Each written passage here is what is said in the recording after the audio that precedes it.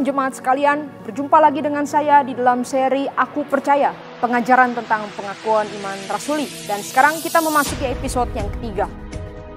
Hari ini kita akan membahas makna butir yang kedua dari pengakuan iman rasuli, yaitu aku percaya kepada Yesus Kristus, anaknya yang tunggal, Tuhan kita. Aku percaya kepada Yesus Kristus, anaknya yang tunggal, Tuhan kita. Nah, ada dua makna penting yang bisa kita renungkan dari kebenaran ini. Yang pertama, ketika kita mengatakan aku percaya kepada Yesus Kristus, di sana kita sedang bicara soal keyakinan kita tentang penebusan yang hanya bisa dikerjakan oleh Yesus Kristus. Dengan kata lain, kita sadar penuh bahwa kita adalah orang-orang berdosa yang tidak bisa menyelamatkan diri kita sendiri.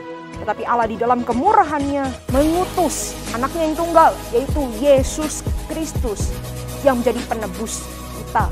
Yesus Kristus mati di atas kayu salib menggantikan kita.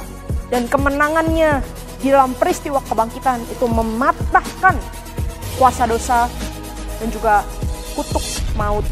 Ketika kita berkata aku percaya kepada Yesus Kristus, nah kita sedang meletakkan hidup kita kepada pribadi Yesus sang penebus itu. Bapak Ibu Saudara, nama Yesus Kristus itu, kata Yesus itu berasal dari bahasa Ibrani Yosua, atau juga bisa kita katakan Hosea, yang artinya apa? Artinya Yahweh menyelamatkan. Jadi ketika kita berbicara saya percaya kepada Yesus, itu berarti saya percaya Tuhan menyelamatkan, bukan andil pribadi saya, tetapi Dia, Tuhan yang menyelamatkan. Dan saya menggantungkan penuh hidup saya ini kepadanya. Tidak ada satupun usaha yang bisa saya berikan untuk mendapat keselamatan, tetapi semua hanya karena kemurahan-Nya, hanya karena anugerah-Nya. Kemudian yang kedua, ketika kita berbicara juga aku percaya kepada Yesus Kristus, anak Allah yang tunggal, Tuhan kita. Nah, ini punya makna yang sangat penting. Maknanya ialah kita perlu ingat kembali bahwa pada waktu pengakuan iman rasuli mula-mula diformulasikan, ada juga begitu banyak ajaran sesat yang beredar. Nah, salah satu yang paling sulit dipahami itu adalah soal pribadi Yesus Kristus.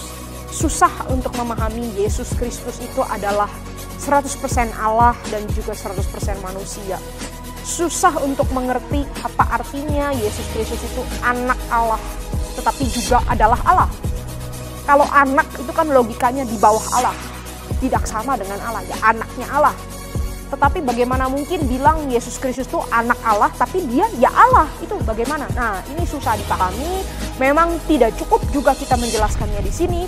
Tetapi poin yang mau saya tunjukkan kepada kita adalah pengakuan iman rasuli dirumuskan supaya kita semua terarah, tersetting pikiran kita kepada keyakinan iman yang mendasar itu. Bahwa Yesus Kristus di dalam istilah ekonomi keselamatan atau pekerjaan keselamatan, peran Yesus Kristus itu adalah sebagai Allah Putra, sebagai anak Allah. Dan kata anak Allah di sini juga kita tidak bisa pahami secara perspektif manusia, ya. Punya anak diperanakan, beranak seperti ayah biologis dengan anak biologis, bukan seperti itu. Tetapi ini ada satu relasi yang unik antara Allah Bapa dan Yesus Kristus di dalam peran mereka. Ya, Allah Bapa itu menginisiasi, merancangkan keselamatan, sementara Allah Anak itu mengerjakannya, menggenapkannya. Nah, Yesus Kristus perannya adalah Allah Anak, tapi bukan berarti dia itu lebih kecil dari Allah Bapa, bukan. Dia adalah pribadi Allah itu sendiri. Dia adalah Allah itu sendiri yang setara, yang sama kualitas ataupun natur keilahiannya dengan Allah Bapa. Nah, ini memang sesuatu yang susah kita pahami, tetapi pengakuan iman rasuli memberikan bingkainya, dasarnya. Yesus Kristus adalah anak Allah, tetapi dia juga adalah Tuhan. Dia adalah Tuhan. Dia bukan manusia, dia bukan asisten Tuhan, dia bukan buatan Tuhan, tetapi dia adalah Tuhan itu sendiri. Nah, apa implikasinya ini bagi kita? Ketika kita mengatakan kita percaya pada Yesus Kristus yang menyelamatkan, di situ kita harus mengerti bahwa telah terjadi pertukaran. kita yang harusnya mati binasa. Tapi kita dihidupkan kembali di dalam karya salib dan kebangkitan Yesus. Hidup kita yang lama itu sudah dibeli dan digantikan dengan hidup yang baru. Kita yang lama sudah mati bersama-sama dengan Kristus di atas salib.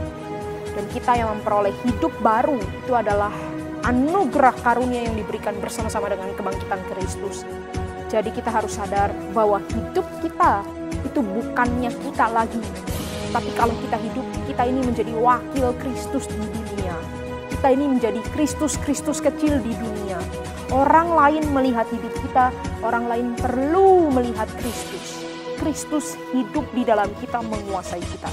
Dan kemudian ketika kita berkata, aku percaya kepada Yesus Kristus, Anak Allah yang tunggal, Tuhan kita, maka penting untuk kita di dalam hidup beriman, kita menjadikan Yesus sebagai Tuhan kita. Nah, ini mungkin kita jarang pikirkan, dan mungkin kita selama ini berpikir, ya memang Yesus itu Tuhan. Tapi pertanyaannya Bapak Ibu, betulkah Yesus itu Tuhan bagi kita? Kita sering berkata Yesus itu adalah juru selamat, tukang menyelamatkan saya.